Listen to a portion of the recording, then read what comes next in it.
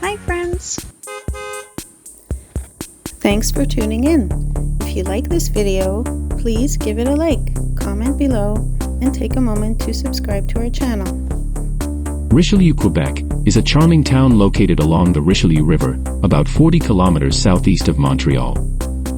Richelieu has a rich history that dates back to the early days of European settlement. Its name comes from Cardinal Richelieu, an influential figure in France during the 17th century. The Richelieu River itself was historically known as the Iroquois River, and was a vital waterway for indigenous peoples, and later for European settlers. It served as a trade route, a means of transportation, and even a strategic military path during conflicts like the French and Indian War, and the American Revolution. The town of Richelieu officially became a municipality in the 19th century, growing alongside the development of the Chambly Canal. The canal, completed in 1843, bypassed the Richelieu River's rapids, making it easier for goods to be transported between the St. Lawrence River and Lake Champlain.